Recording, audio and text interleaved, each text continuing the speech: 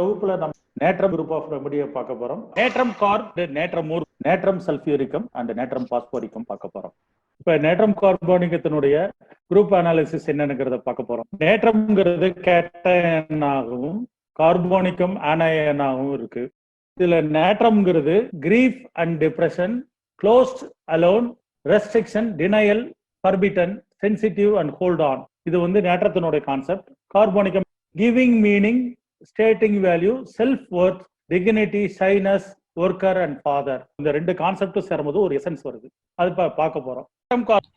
Essence, அதாவது இதனுடைய சாரம்ங்கிறது என்னன்னா, they would rather alone in dignity than feel denied by others. Essence என்ன சொல்லுதுன்னு சொன்னா, அடுத்தவர்கள் நம்மளை ஒதுக்கி விட்டார்கள் என்று சொல்வதை விட கண்ணியமாக நாம் தனிமையாக போய்விடுவது நல்லது என்ற ஒரு நிலை எடுப்பது. அதுதான் நேட்ரம் கார்போனிக்கம். அதாவது அடுத்தவங்க நம்மளை ஒதுக்கிட்டாங்க அப்படின்னு வருத்தப்பட்டு குமுறுவதை விட கண்ணியமாக தனியாக எந்த ரியாக்ஷனும் காட்டாம, எந்த எதிர்வினையும் காட்டாமல் அப்படியே கண்ணியமாக பின்வாங்கிக் கொள்வது என்பதுதான் நேட்ரம் கார்பனுடைய சாரம். யாராவது ஒருவரால் இல்லாட்டி நபர்களால் தான் பாதிக்கப்படும் போது அவர்கள் தன்னிலையாக உணரும் விஷயம் என்னவென்றால், இவர்கள் நம்மளை ஒதுக்கி விட்டார்கள் என்று கூக்குரல் இடுவதை விட, இவர்கள் நம்மளை மறுத்து விட்டார்கள், நம்மளை புறந்தள்ளி விட்டார்கள் என்று நினைப்பதை விட கண்ணியமான முறையில் அமைதி காத்து பின்வாங்கிக் கொள்ளும் ஒரு மனநிலையில் உள்ளவர்கள் தான் இந்த நேட்ரம் கார்பானிக்கம். இது நேட்ரம் கார்பானிக்கத்தினுடைய தன்னிலை அமைப்பு. இவங்க என்ன நினைக்கிறாங்கன்னு சொன்னா, நம்மளை யாராவது பாதிப்புக்குள்ளாக்கிறாங்கன்னு வச்சுக்கோங்க. அந்த பாதிப்புக்குள்ளாக்கும் போது நம்ம ரியாக்ஷன் காட்டுவோம். ஒண்ணு கோவப்படுவோம், இல்லாட்டி அழுவோம், இல்லைன்னா சோகத்தை வெளிப்படுத்துவோம்.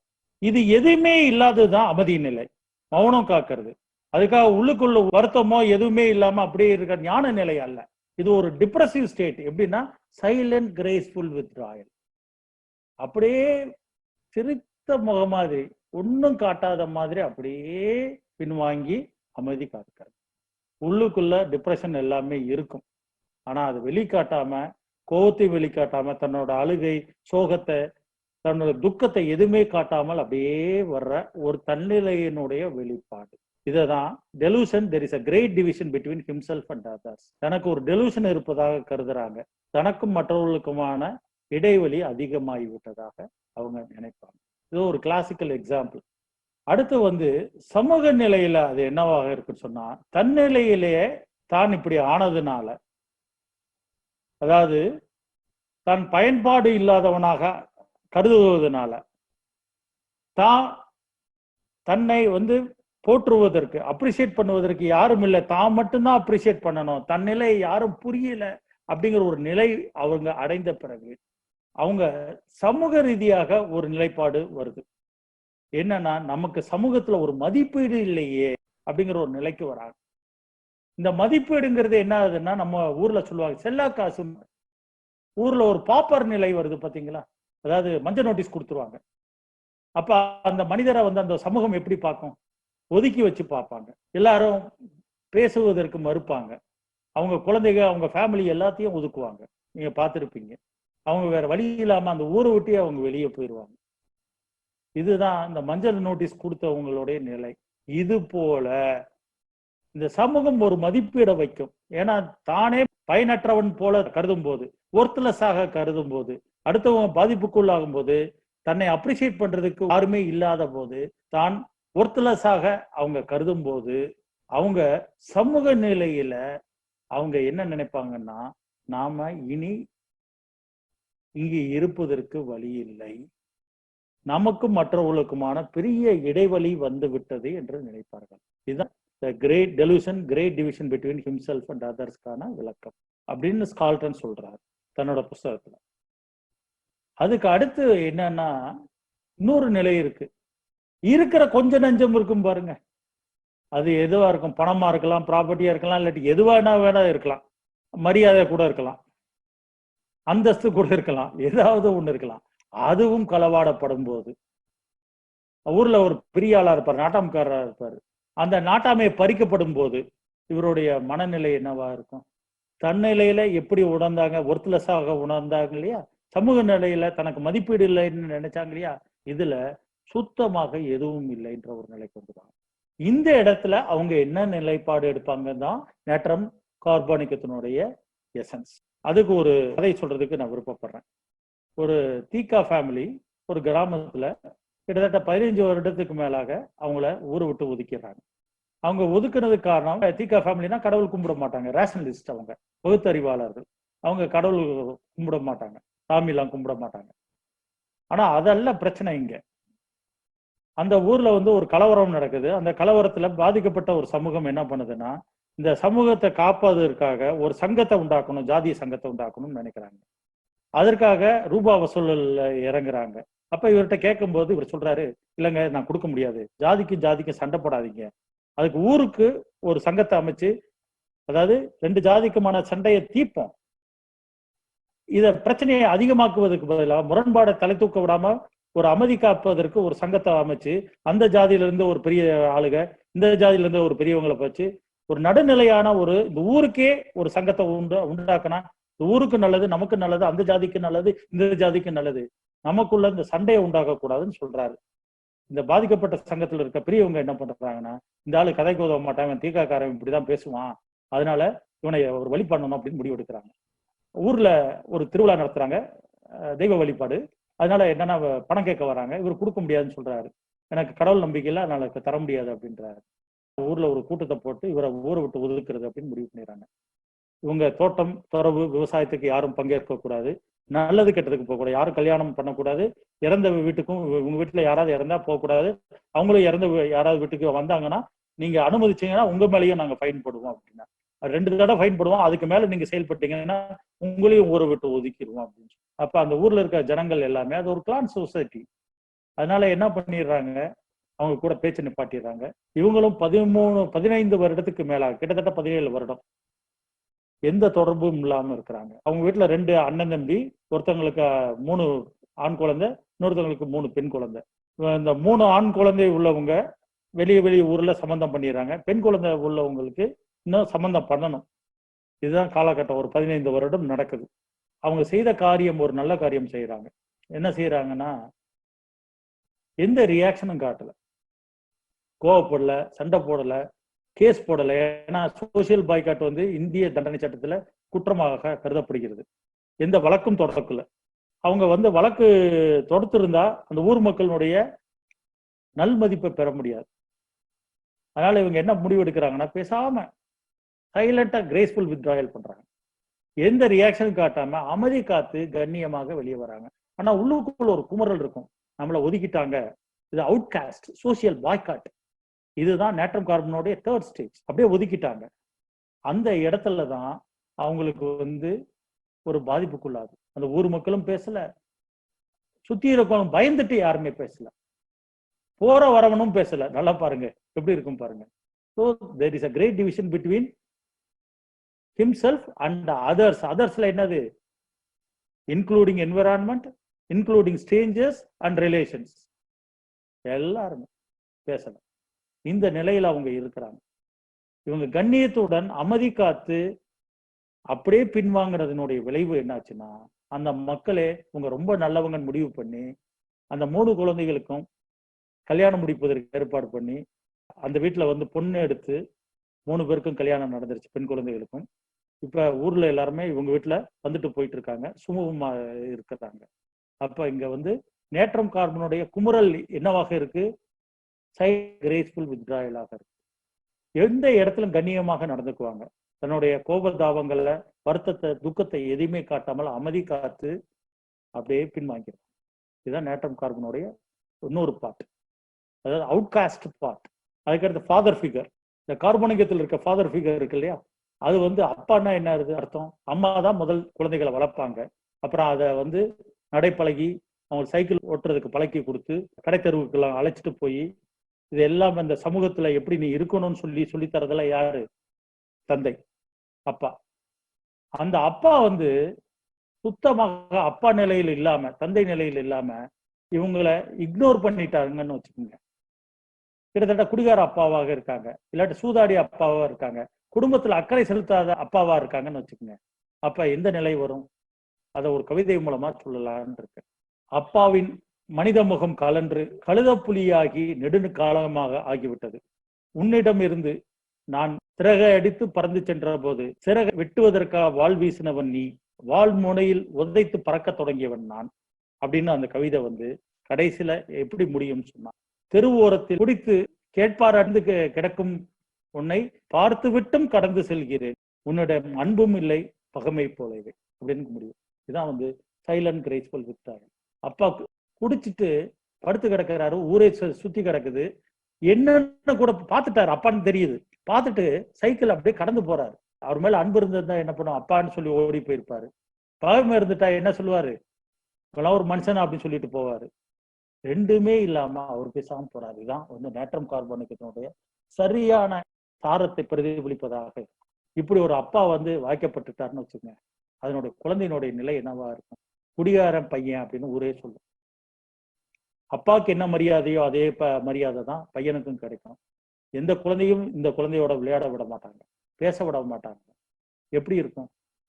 அவுட்காஸ்டா தான் இருக்கும். There is a great division between himself and others. Natrum carb எப்படி தெரியுமா நடந்துக்குவாங்க? கண்ணியமாக அமைதி காத்து பின்வாங்கி செல்வார்கள். இதை சரியாக நம்ம ஹோமியோபதி அண்டர்ஸ்டாண்ட் பண்ணியிருக்கு.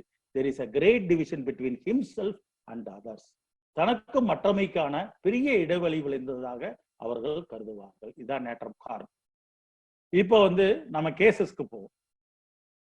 இதுல வந்து நம்ம தெரிஞ்சுக்க வேண்டியது இந்த சில்லி பேஷண்ட் நேட்ரம் கார்பு மட்டும் தெரிஞ்சுக்கிட்டா போதும். மற்றதை நீங்க மெட்ரியா மெடிக்கல்ல நீங்க பாத்துக்குங்க. அடுத்து கேஸ்ல எடுத்துட்டீங்கன்னா, முதல் கேஸ் ஒரு பெண்ணுக்கு வந்து வலது கையில கேங்லியான் இருக்கு. இந்த இடத்துல ஒரு முடிச்சு மாதிரி இருக்கும், ரெஸ்ட்ல ஒரு கட்டி மாதிரி வரும். அப்படி தொட்டு பார்த்தீங்கன்னா கல்லு போல இருக்கும், வலி அதிகமா, கையினுடைய ரெஸ்ட் மூவ்மெண்ட்டுக்கு எல்லாம் வலிக்கும். இந்த பெண் யாருன்னா மெட்ராஸ்ல இருந்து வந்த நவநாகரிகமான ஒரு பெண். அவங்க அப்பா வந்து ஆக்சிடென்ட்ல உடம்பு சரியில்லாம, அவர் ஏற்கனவே ஹேண்டிகேப்ட், ஆக்சிடென்ட்ல கால் கையெல்லாம் ரொம்ப பாதிப்புக்குள்ளாயிருது. அவங்க மனைவி வந்து என்கிட்ட ட்ரீட்மெண்ட் பண்றாங்க. அதனால கணவரை பார்ப்பதற்காக அவங்க வீட்டுக்கு போறேன். அவங்க வீட்டுக்கு போகும்போது ஒரு 25 வருடத்துக்கு முன்னாடியே அந்த பெண் வந்து காலேஜ்ல படிக்கிறாங்க, ஆஃப் ட்ரவுசர் போட்டிருக்காங்க, ஒரு டிஷர்ட் போட்டிருக்காங்க. அவங்க வீட்டுல எல்லாமே மாடர்னா இருக்காங்க, ஆங்கிலம் தான் பேசுறாங்க. ஆனா இத்தனைக்கும் அவங்க மலையாளமும் பேசல, தமிழும் பேசல. ஆனா தமிழ்நாட்டுல தான் இருக்காங்க. அப்படி ஒரு மாடர்னான ஒரு பெண். அவங்க மதுரையில வந்து ஃபாத்திமா காலேஜ்ல பிகாம் சேர்றாங்க. ஃபர்ஸ்ட் செமஸ்டர்ல பாத்தீங்கன்னா அதிகமான மார்க் யூனிவர்சிட்டியில, ஆங்கிலம் அழகாக பேசுவாங்க. செகண்ட் செமஸ்டர் ஆரம்பிக்குது, எந்த பெண்களுமே இவங்ககிட்ட பேசல. தன்னோட ஃப்ரெண்ட்ஸ் யாருமே வந்து கிளாஸ்மேட் யாருமே வந்து பேசல, என்னன்னே தெரியல. அப்புறம் ஒரு ரொம்ப பழக்கமான ஒரு பெண்ணிட்ட என்ன காரணம் அப்படின்னு கேட்கறாங்க. நம்ம ஹெச்ஓடியில இருந்து நம்ம டிபார்ட்மெண்ட்ல எல்லாரும் சொல்லிட்டாங்க, இந்த பொண்ணு கூட பேசக்கூடாது, பழகக்கூடாது, இந்த பொண்ணுகிட்ட பழகினா ஒழுக்கம் வராது உங்களுக்கு அப்படின்னு சொல்லிட்டாங்க. இந்த பொண்ணு ஒழுக்கக்கேடாகவோ கண்ணியமின்மையாக ஒரு பொழுதும் நடக்கல. ஆனா இவங்களோட அப்பியரன்ஸ், இவங்களோட லாங்குவேஜ், இவங்களோட ஸ்டைல் இருக்கு பாருங்க, அது அந்த கன்சர்வேட்டிவ் இன்ஸ்டிடியூஷன்ல பிரச்சனையாகுது. அங்க இருக்க டீச்சர் மனதில் பிரச்சனையா இருக்கு. அதனால என்ன பண்ணிடுறாங்கன்னா ஆர்டர் போட்டுறாங்க, யாருமே பேசல. நான் அந்த பேஷண்ட்டை பார்ப்பதற்கு அவங்க வீட்டுக்கு போனாங்களா, அந்த நேரத்துல அந்த பெண் 3rd இயர் படிக்கிறாங்க. எப்பமா நடந்துச்சுன்னு கேட்டேன். ஃபர்ஸ்ட் செமஸ்டர் முடிஞ்சோன்னா நடந்துச்சு. கிட்டத்தட்ட 2.5 வருஷமாக, இப்ப முடிய போகுது ஃபைனல் செமஸ்டர், 2.5 வருடமாக அந்த கல்லூரியில் நான் டெய்லி போவேன், அட்டெண்டன்ஸ் கொடுப்பேன், படிப்பேன், வருவேன், எக்ஸாம் எழுதுவேன், பாஸ் ஆகி வெளியே வந்துடுவேன். இதுதான் நடந்துகிட்டு இருக்கு. யாரும் என் கூட பழகல. நீ என்னமா ஃபீல் பண்ண? அவங்களுக்கு அவ்வளவுதான் தெரியும், நான் என்ன பண்ண முடியும்? அவங்களுக்கு அவ்வளவுதான் தெரியும், நான் என்ன பண்ண முடியும்? நான் அதனால இவங்ககிட்ட சண்டை போட்டு ஒரு பிரயோஜனமும் இல்லாட்டு நான் மௌனமாக வெளியே வந்துட்டேன், அவங்க கூட பேசவில்லை அப்படின்றாங்க. இதுதான் சைலண்ட் கிரேஸ்ஃபுல் வித்ட்ராயல். எதிர்வினை ஆற்றாமல் அமைதி காத்து பின்வாங்குதல் கண்ணியத்துடன். பாருங்க, இதுதான் நேட்ரம் கார்போனிக்கம். அவன் நேட்ரம் கார்போனிக்கம் கொடுத்து இந்த கேங்கலியான் போயிடுச்சு. கேங்கலியானால நேட்ரம் கார்பு இருக்கான்னு கூட தெரியாது. ஆனா இந்த தீம் கரெக்டா வந்ததுனால அது கொடுத்து சரியாயிடுச்சு. அடுத்து இன்னொரு கேஸ் பார்த்தோம். இவன் பையனுக்கு வந்து காய்ச்சல், இவன் 12th படிச்சுட்டு இருக்கான். 15 நாளா காய்ச்சல், 5-6 நாளா வந்து ஹாஸ்பிட்டல்ல வச்சிருக்காங்க. அங்கேயே முடியலன்னா வீட்டுல கொண்டு வந்துட்டாங்க. இந்த மாதிரி பையனுக்கு ரொம்ப காய்ச்சல், நீங்க வந்து பார்க்க முடியுமான்னு கேட்கறாங்க. போய் பாக்குறேன்.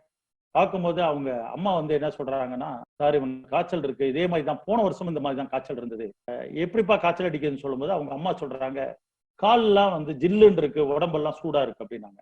இது லாக்டோசிஸினோட சிம்டம். உடனே லாக்டோசிஸ் கொடுத்துடலாமா அப்படின்னு கேட்டீங்கன்னா கொடுக்க மாட்டேன் நான். ஏன்னா நான் வந்து கொஞ்சம் வேற மாதிரி பார்க்கக்கூடிய ஒரு தன்மை பெற்றுட்டேன். அதனால வேற என்ன மனசுல கவலை இருக்கு அப்படின்னு கேட்டபோது அவங்க அப்பா இதே மாதிரி போன வருஷம் டூருக்கு போனாரு, அதாவது அபிஷியல் டூர், வர்றதுக்கு லேட் ஆயிடுச்சு, இந்த பையனுக்கு காய்ச்சல் வந்துருச்சு. அவங்க அப்பா வந்தோன்னா காய்ச்சல் போயிருச்சு. இந்த தடவையும் அப்பா வந்து 15 நாள்ல வரேன்னு சொன்னாரு, 20 நாள் ஆச்சு, இன்னும் வரல. பாருங்க, எனக்கு தெரிய என்ன மறந்துட்டு அப்பாவுக்கும் இவனுக்கும் இடைவெளி வந்துருச்சு.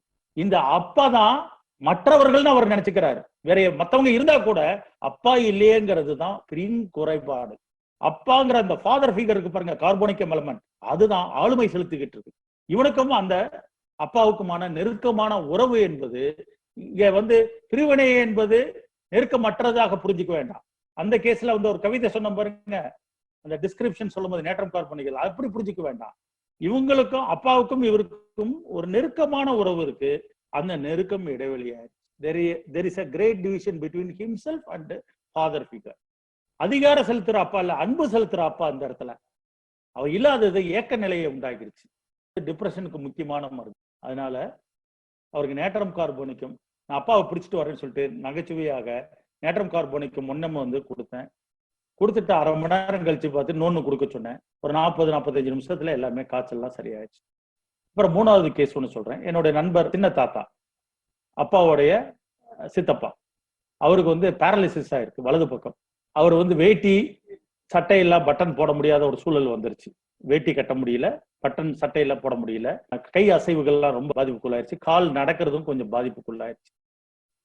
ஆனா இனிஷியல் ஸ்டேஜுங்கிறதுனால என்னை கூப்பிட்டோன்னே நான் போய் பார்க்குறேன். பார்க்கும்போது உங்களுக்கு என்ன பிரச்சனை அப்படின்னு கேட்டேன். அவர் ஒண்ணுமே சொல்லலை. அப்ப என்னோட ஃப்ரெண்ட் அவர் ஒரு டாக்டருங்கிறதுனால அவர் சொன்னாரு, இவங்களோட பையன் வந்து இவரும் பொழைப்புக்காக மெட்ராஸ்ல குவாரி இருக்கு பாருங்க, இந்த கல் உடைக்கிற மலைகள் இருக்கும் பாருங்க, அதுல வேலை செய்ய போயிருக்காங்க. அவங்க அப்பா தனியாகவும் பையன் வந்து தனியாகவும் இருக்கிறாங்க. அப்பா கூட மனைவி இருக்காங்க, அவங்களோட மனைவி, அதாவது அந்த தாத்தா இருக்கார் இல்லையா, அவருடைய மனைவி இருக்காங்க. இங்க வந்து அவரோட பையன், குழந்தைங்க, மனைவி எல்லாமே இருக்காங்க. அந்த பாதிக்கப்பட்ட பேஷண்டோடைய மகளுக்கு பிரசவங்கிறதுனால மனைவி வந்து பிரசவம் பார்க்கறதுக்காக போயிட்டாங்க. அப்ப இவர் தனியா இருக்கிறாரு. மகன் வந்து பார்க்கணும், பார்க்கவே இல்லை. கிட்டத்தட்ட 15-20 நாள் ஆயிடுச்சு, பார்க்கவே இல்லை. சாப்பாடு கொடுக்கல, தண்ணி கொடுக்கல, எப்படிப்பா இருக்கிறான்னு கேட்கல, நேரில் பார்க்கும்போது சிரிக்கல, இப்ப ஏதாவது செய்யவான்னு ஒரு கேர் எடுக்கல, எதுவுமே செய்யல. இந்த சூழல் தான் அவரை ரொம்ப பாதிச்சிருக்கு. அதுதான் பேரலிசிஸ் ஆயிருக்கு. இதை புரிந்து கொண்டு அப்பாங்கிற ஒரு மனிதர் அவருக்கும் மகனுக்குமான உறவுல சிக்கலாயிருது. முதல் கேஸ்ல என்ன, மகனுக்கும் அப்பாவுக்குமான உறவுல சிக்கலாயிருது. அங்க அன்பு இல்லாம அப்பா வெளியே போயிட்டாரு அப்படின்னு ஏக்க நிலைக்கு வர்றான் பாருங்க. ஆனா இங்கே பாருங்க, மகனும் இருக்கான், அப்பாவும் இருக்காங்க. ஆனா அப்பாவை இவன் பார்க்கல, கவனிக்கல. அது ஒரு பாதிப்புக்குள்ளாக்கி அவருக்கு பேரலிசிஸ் ஸ்டேட் வரைக்கும் கொண்டு போயிடுச்சு. இவருக்கு நேட்ரம் கார்ப் கொடுத்து இவர் கிட்டத்தட்ட ஒரு 10-15 நாள்ல முழு ரெக்கவரி ஆகி நல்லா ஆனார். மொத்தம் 3 கேஸ் பார்த்திருக்கோம். ஃபர்ஸ்ட் கேஸ் கேங்லியான் கேஸ், 2வது வந்து ஃபீவர் கேஸ், 3வது கேஸ் வந்து இந்த பேரலிசிஸ் கேஸ். இத்துடன் நேட்ரம் கார்போனிக்கம் முடிஞ்சிருச்சு. Natrum muriaticum. நேட்ரம் மியூராட்டிகத்தினுடைய essence, there is no mother and no care. நாம இந்த எசன்ஸ் எப்படி எடுத்துக்கலாம்னா, that there is no mother and no care அப்படிங்கிறது தான் இதனுடைய எசன்ஸ். ஒரு தாயானவள் தன்னுடைய குழந்தையை எப்படி கவனிக்கிறது, அக்கறை செலுத்துவது, பேணி காப்பது என்பது ஒரு கடமையாக எடுத்துக்கொள்ளணும். அது மறுக்கப்படும் போது வரும் நிலை, that there is no mother and no care. The nurture is forbidden and caring is denied. Natrum cation, muriaticum anion. Natrum ஏற்கனவே நேட்ரம் கார்போனிக்கத்துல பார்த்தது, grief and depression, closed, alone, restriction, denied, forbidden, sensitive and holding on. மியூராட்டிகத்தினுடையது தாய்மையினுடையது, care, nurturing, mother, attention, self awareness, self pity, இதெல்லாம் மியூராட்டிகத்தினுடைய concept. Essence என்னன்னா, there is no mother and no care, that it is forbidden to nurture and mother too much.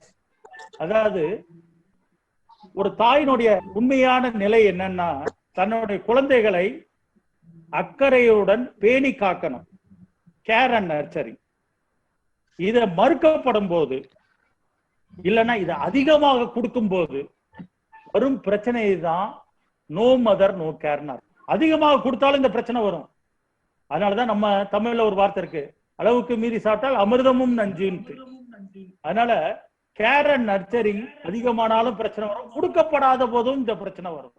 இதுதான் நேற்ற மீராட்டிக்கத்தினுடைய சாரம். இப்ப நம்ம அதை ஒன்னொன்னா பார்க்க போறோம். சமீப காலத்தில் இருக்க தாய்கள் வந்து கொஞ்சம் டிஃப்ரெண்டா இருக்காங்க. படிச்சிருக்கிறதுனால எப்படி குழந்தைகளை வளர்க்கணுங்கிறத கொஞ்சம் மாற்றி வளர்க்குறாங்க. பழைய காலத்துல என்ன பண்ணுவாங்கன்னா ரொம்ப ஸ்ட்ரிக்டா இருப்பாங்க. அப்பாவும் ஸ்ட்ரிக்டா இருப்பாங்க, அம்மாவும் ஸ்ட்ரிக்டா இருப்பாங்க.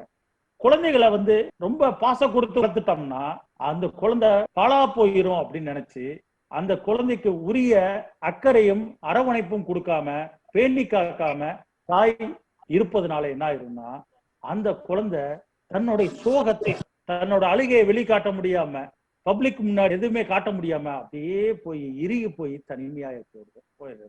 தனிமைங்கிறது நேற்றத்தினோட கேரக்டர், அக்கறையும் பேணி காத்தலுங்கிறது மீராட்டிக்கத்தினோட கேரக்டர். ரெண்டும் மறுக்கப்படும் போது இது கிட்டத்தட்ட இந்த காலத்துல இருக்கான்னு சொன்னா இந்த காலத்துல அக்கறை செலுத்தாமலே இருந்துடுறாங்க. இல்லைன்னா ரொம்ப ஸ்ட்ரிக்டா இருக்கிற நல்லா படிச்சு குழந்தை வரணும் அதுக்காக மிரட்டுறது அப்படின்னு ஆகி போயிருது.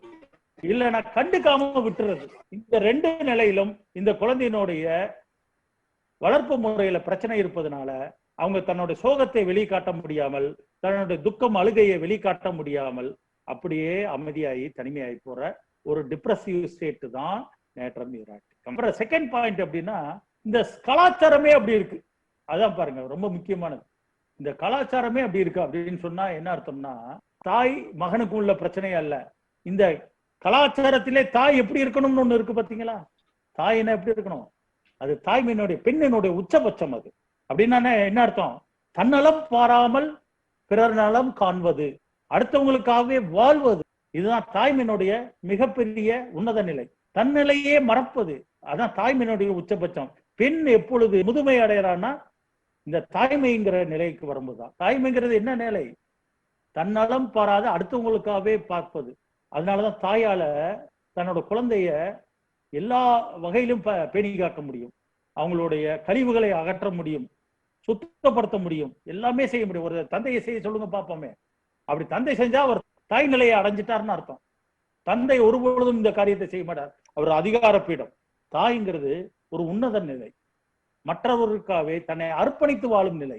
இந்த நிலை இல்லாத சமூக மாந்தர்களுக்கு, பெண் தாய்மை நிலை அடையாத பெண்களுக்கு நிலை என்னவாக இருக்கும், அந்த குழந்தைய சரியாக அக்கறை செலுத்தாம பேணி காக்காம இந்த நிலையில தான் அவங்களுக்கு வந்து இந்த டிப்ரெஷன் உண்டாக ஆரம்பிச்சிருக்கு. அப்ப இது தன்னிலைக்கும் தன்னுடைய தாய்க்கும் உள்ள பிரச்சனை மட்டுமல்ல, இந்த சமூக கலாச்சாரத்தினுடைய பிரச்சனையாகவும் நம்ம இங்க பார்க்கணும். இயற்கையிலேயே அம்மாவோட நமக்கு ஒரு பிணைப்பு இருக்கு. நம்ம பிறந்து வளர்ற வரைக்கும் அது அம்மா கையில தான் இருக்கும். வளர்ந்து பெரிய ஆளாகி நடக்க பழகும் போது அப்பா கை மாறும், அப்புறம் ஆசிரியர் கை மாறும், அப்புறம் சமூகத்தினுடைய கைக்கு போகும், அப்புறம் மனைவி, அப்படியே போய் கடைசியில என்ன ஆகும், முதுமையாகும் போது குழந்தைகளோட கையில இவங்க கை மாறிடுவாங்க. இதுதான் மீராட்டிக்கத்தினுடைய ஒரு விஷயமாக நம்ம பார்க்க வேண்டியது. இப்ப ஒரு குழந்தை பிறந்துருது, அது குறப்பாச பிரசவத்துல பிறந்துருச்சுன்னு வச்சுங்க, அந்த இன்குபேட்டரோடைய நிலை இருக்கு பாருங்க, அதுதான் மிக முக்கியமானது. நேற்றம் மீராட்டிக்கத்தின அழகா பிசிக்கலா ரெப்ரசன்ட் பண்றது.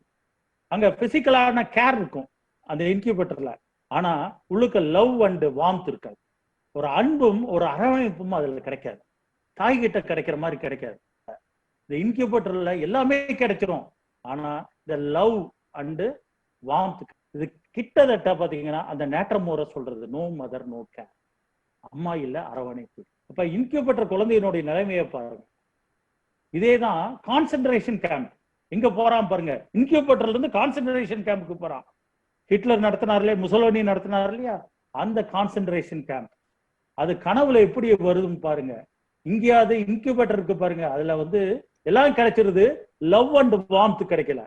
அங்க சாப்பாடு கூட கிடைக்காது. அங்க எமோஷனல் ஸ்டேட் என்னவா இருக்கும் தெரியுங்களா, எமோஷனல் ஸ்டேட் சபிக்கப்பட்ட நிலை இருக்கு பாருங்க. சபிக்கப்பட்ட நிலை எப்படி இருக்கும் தெரியுங்களா, அங்க சாப்பாடு கூட வழி இல்லாம இருக்கும். அங்க எமோஷனல் ஃபேக்ட் வந்து பிசிக்கல் ஃபார்ம்ல இருக்கும். இங்க இன்குபேட்டர்ல பிசிக்கல் ஃபார்ம் கிடைக்கும், ஆனா எமோஷனல் பார்ட் கிடைக்காது. நோ மதர் நோ கேருங்கிறதுக்கு ஒரு நல்ல அடையாளமாக இன்குபேட்டரை எடுத்துக்கலாம். கான்சென்ட்ரேஷன் கேம்ப் எடுத்துட்டீங்கன்னா அங்க உணவும் கிடைக்காது. அப்ப அது எவ்வளவு மோசமான ஒரு நிலை பாருங்க. இந்த நிலையும் கிட்டத்தட்ட நேற்றம் ஒரு நிலை தான். எந்த கேரும் இருக்காது, எந்த நர்ச்சரிங்கும் இருக்காது, எந்த அக்கறையும் இருக்காது, எந்த அரவணைப்பும் இருக்காது. இது வந்து கான்சென்ட்ரேஷன் கேம்ப்ல நடக்கிற ஒரு நிகழ்ச்சி. அதுக்கடுத்து பாத்தீங்கன்னா ஒரு அம்மா வந்து ரொம்ப ஸ்ட்ரிக்டா அக்கறை செலுத்தாதவர்களாக இருக்கிறாருன்னு வச்சுக்கோங்க. அந்த மாதிரியான தாய்க்கு கட்டாயமாக இன்ஃபர்டிலிட்டி ப்ராப்ளம் இருக்கு. தாய்மை அடைவதற்கான ஒரு பக்குவ நிலை இல்லைன்னு அர்த்தம். அந்த பக்குவ நிலை என்ன ஆயிரும்னா கிட்டத்தட்ட இன்ஃபர்டிலிட்டி ஸ்டேஜுக்கு போயிடும். இந்த மாதிரி ஆளுக்கும் நேற்றமோர் கொடுக்கலாம். அற்புதமான விஷயம் பாருங்க. அதனாலதான் ஆரம் நேற்றமோர் அப்படி கொடுப்பாங்க. ஆரம் நேற்றமோர். ஆரம்ங்கிறது யுட்ரஸை குறிக்கிறது, அதுக்கு நல்ல வேலை செய்யற ஒரு மருந்து. நேற்றமோருங்கிறது இந்த மாதிரி தாய்மையை வளர்த்துக்க முடியாம இருக்கிற தவிக்கிற ஒரு நபர் எப்படி மகப்பேறு கிடைக்க முடியாம ஒரு பாக்கிய நிலைக்கு வராங்களோ அவங்களுக்கு ஆரம் நேற்றமோரை ஒரு மருந்தாக கொடுப்பாங்க. அதுல நேற்றமோரும் பயன்படும், ஆரம் நேற்றமோரும் பயன்படும். அதே போல இதுக்கு மாற்றாக ஒண்ணு எடுத்துக்கலாம். அன்வான்ட் பிரெக்னன்சி உண்டாயிருதுன்னு வச்சுக்கோங்க. அப்ப கரு கலைக்கிறதுக்கும் இதை பயன்படுத்தியிருக்காங்க. கரு உண்டாவதற்கும் நேற்றமோர் வந்திருக்கு, கரு கலைப்பதற்கும் நேற்றமோர் வந்திருக்கு. இதான் வந்து இந்திய மாதிரி சமூகத்துல வந்து இந்த இன்ஃபர்டிலிட்டிக்கும் பயன்படுத்தி இருக்காங்க. அதே போல கரு கலைப்பதற்கும் குறிப்பாக இந்தியாவில தான் அதிகமாக ஹோமியோபதி பயன்படுத்தியிருக்காங்க. ஆனா இது சக்சஸ்ஃபுல்லா இருக்குமான்னு கேட்டீங்கன்னா இருக்காது. ஆனா இந்தியாவில இதை பயன்படுத்திக்கிட்டு இருக்காங்க. இப்ப நேற்றமோருங்கிறது அந்த தாய்மையினுடைய அடையாளம். அங்க எப்படி கார்போனிக்கத்துல ஃபாதர் ஃபிகர் சொன்னோமோ அதே போல இங்க மீராட்டிகம்ங்கிறது தாய்மையினுடைய அடையாளம். அது ஒரு குறியீடு, தாய்மையினுடைய குறியீடு. இப்ப தாய்மையினுடைய உன்னத நிலை கிடைச்சிட்டா அந்த குழந்தை ஒருபொழுதும் டிப்ரெஷனுக்கு போகாது. தாய் தகப்பன் சரியாக அமைந்தால்தான் குழந்தை நன்றாக வளரும். இல்லைன்னா அது தருதலையா போயிரும்னு சொல்லுவாங்க இல்லையா முன்னோர்கள், அது உண்மை. நம்ம ஹோமியோபதி ஆஸ்பெக்ட்ல பார்த்தாலும் அது உண்மை. அப்போ ஒரு குழந்தை நல்லா இருக்கணும்னா தாய் தகப்பன் நல்லா இருக்கணும். அதுல ஏதாவது ஒரு குறைபாடு தாயிட்டையோ தகப்பன்ட்டையோ ரெண்டு பேர்ட்டையும் குறைபாடு இருந்துச்சுன்னா அந்த குழந்தையினுடைய நிலை சரியாகவே இருக்காது. இதுதான் நேற்றமுறாடிக்கத்தினுடைய வரைபடம். இதுலயும் பிசிக்கல் ஜெனராலிட்டி அண்ட் கம்ப்ளைண்ட்ஸ் சொல்லல. அது காரணம் என்ன, நம்மள ஹோம்ஒர்க் செய்ய விட்டுருக்காரு. நேற்றமோர் வந்து heart patient, left side remedy. Natrum carbonicum வந்து right side, more of right side. இப்ப வந்து கேசஸ் பார்ப்போம். நேற்றம் மீராடிக்கத்தினுடைய கேஸ் பார்ப்போம். இந்த குழந்தைக்கு வந்து பிளாடரே இல்லை, பிறக்கும் போதே பிளாடர் இல்லை, யூரினரி பிளாடரே இல்லை. அப்ப யூரின் என்ன ஆகும், தண்ணி குடிச்சீங்கன்னா யூரின் போயிடும். இப்படியே யூரின் போச்சுன்னா அந்த இடத்துல என்ன ஆயிரும், இன்ஃபெக்ஷன் வந்துடும். இன்ஃபெக்ஷன் வந்துச்சுன்னா என்ன பண்ணுவாங்க, காய்ச்சல் வந்துடும். காய்ச்சல் வந்தா ஆன்டிபயோட்டிக் கொடுப்பாங்க. ஆன்டிபயோட்டிக் சாப்பிட்ட என்ன ஆகும், கிட்னி பாதிச்சு. தண்ணி குடிச்சோன்னா உள்ளுக்க தேங்காம அது உடனே வந்துடுறதுனால நீர்ச்சத்து குறைஞ்சிரும். நீர்ச்சத்து குறைஞ்சா என்ன, மலச்சிக்கல் வந்துடும். அந்த குழந்தைக்கு மலச்சிக்கல் இருக்கு, ஆட்டினுடைய கழிவு போலயே போகும். அவங்க அம்மா வந்து சொல்றாங்க, இப்ப இன்னொரு கிட்னியை பாதுகாக்கணும், அதுக்காவது ஏதாவது மருந்து தாங்க, இன்ஃபெக்ஷன் வராம பாத்துங்க, முக்கியமாக மலச்சிக்கல் இல்லாம பாத்துங்க. ஏன்னா அதுக்கு வந்து மலச்சிக்கலுக்குன்னு ஒரு மருந்து கொடுக்குறோம், அது போகவே மாட்டேங்குது, என்ன பண்றதுன்னு எங்களுக்கு தெரியல. அப்படி கொடுத்தா வயித்தால போயிருது, டயரியாவாக மாறிடுது. அதனால ஏதாவது மருந்து கொடுங்கன்னு கேட்டாங்க. நான் அவங்ககிட்ட என்ன கேட்டேன்னா, நீங்க கர்ப்ப காலத்துல இருக்கும்போது, இந்த குழந்தை இருக்கும்போது என்ன மனநிலையில இருந்தீங்கன்னு கேட்க. அவங்க சொன்னாங்க என்ன தெரியுங்களா, எனக்கு அம்மா இருக்காங்க, எல்லாம் இருக்காங்க, அவங்க பல்வேறு காரணத்தினால என்னைய பார்க்க முடியாத ஒரு சூழலுக்கு வந்துட்டாங்க, என்னை கவனிக்க முடியல, என்னை பார்த்தது எல்லாமே என் கணவரும் மற்றவங்க தான். இந்த மனநிலையிலே நான் இருந்தது எனக்கு மிக வருத்தத்தை கொடுத்தது, அழுத்தத்தை கொடுத்தது, மன கஷ்டத்தை கொடுத்தது. இதுதான் இந்த பிரெக்னன்சி ஸ்டேட் ஃபுல்லா இருந்தேன். பாத்தீங்களா, நோ மதர் நோ கேர். மொத்தம் 3 மதர் இருக்காங்க. அம்மா இல்லாமலேயே போகிறது, இறந்து போயிடுறதுனால வர்றது, இல்ல அம்மா தன்னை விட்டுட்டு இந்த குடும்பத்தை விட்டு வெளியே போயிட்டாலும் இந்த பிரச்சனை வரும். அம்மா இருந்து பார்க்க முடியாத ஒரு நிலை, அம்மா இருந்து ஸ்ட்ரிக்டா இருக்கிற நிலை, இது எல்லாத்துக்குமே இந்த நேற்றம் உருவம். அம்மாவுடைய கதையாடல் இருக்கணும், அம்மாவுடைய குறியீடு இருக்கணும். தாய்மை கிடைக்காத ஒரு தன்மை இருந்துச்சுன்னா நம்ம நேற்றம் ஒரு யோசிக்கலாம். அந்த பிரெக்னன்சி டைம்ல அந்த குழந்தை வயிற்றுல இருக்கும்போது இந்த அம்மாவுடைய மனநிலை என்னவா இருந்துச்சு, அம்மா இல்லாத, அரவணைப்பு இல்லாத, அக்கறை செலுத்தாத, பேணி காக்க முடியாத ஒரு சூழல் இருந்ததுனால அடுத்து பாத்தீங்கன்னா ஆட்டோட கழிவு போலவே போகும்னு சொல்றோம் இல்லையா, அது நேற்றமூர்ல ஒரு முக்கியமான மருந்து. இந்த மனநிலையும் கரெக்டா அமைஞ்சதுனால நான் நேற்றமூர் கொடுத்தேன். என்ன நடந்துச்சுன்னா, அன்னையில இருந்து இன்னைக்கு வரைக்கும் இந்த கான்ஸ்டிபேஷன் பிரச்சனையே இல்லை. எவ்வளவு பெரிய ரிலீஃப் பாருங்க அந்த குழந்தைக்கு. இப்ப அந்த குழந்தை வயசுக்கு வந்துட்டாங்க. பிபோட்டி அடைஞ்சிட்டாங்க. அடுத்து யூரினரி இன்ஃபெக்ஷன் படிப்படியா குறைஞ்சு இப்ப வருஷத்துக்கு ஒரு தடவை தான் ஃபீவரே வருது.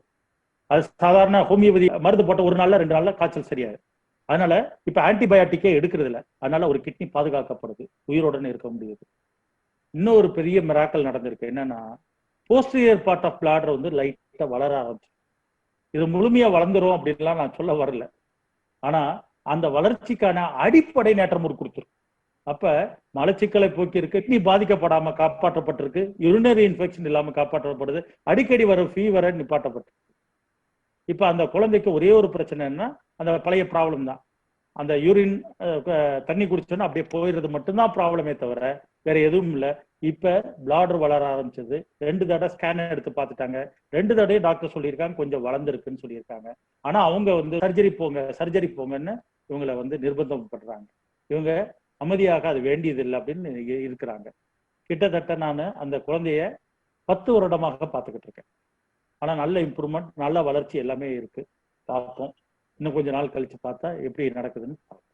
இன்னொரு கேஸ் எப்படின்னா, டைம் முடிஞ்சு இப்ப டெலிவரிக்கு வந்துட்டா ஹாஸ்பிட்டல்ல இருக்காங்க, சிசேரியன் தான் சொல்லிட்டாங்க. அவங்க அம்மா அப்பா வந்து என்னை பார்க்கணும்னு என்னுடைய நண்பர் மூலமா வராங்க. குழந்தைய பத்தி சொல்லுங்க அப்படின்னா, தெரியாதனமா இந்த குழந்தைய கல்யாணம் முடிச்சு வச்சுட்டார் சார். அவங்க நார்த் இந்தியாவில் இருக்காரு, நல்ல வேலையில் இருக்காரு, சென்ட்ரல் கவர்மெண்ட் ஜாப். ஆனா நல்லவங்களா இல்ல. அங்க போன் பேசினா கூட 2 நிமிஷம் தான், பக்கத்திலே இருப்பாங்க, கட் பண்ணிடுவாங்க. எங்களை பேச விட மாட்டாங்க, அவங்களும் பேச அனுமதிக்க மாட்டாங்க. என்னோட பொண்ணையும் கொடூரமான ஒரு இடத்துல என் பொண்ணை கொடுத்துட்டேன், அவங்க சரியா கவனிக்கல, இதுதான் மனநிலை அப்படின்னு சொல்லிட்டாங்க. ப்ரீ ஹிஸ்டரியை எடுத்துட்டு ஹாஸ்பிட்டலுக்கு போறேன்.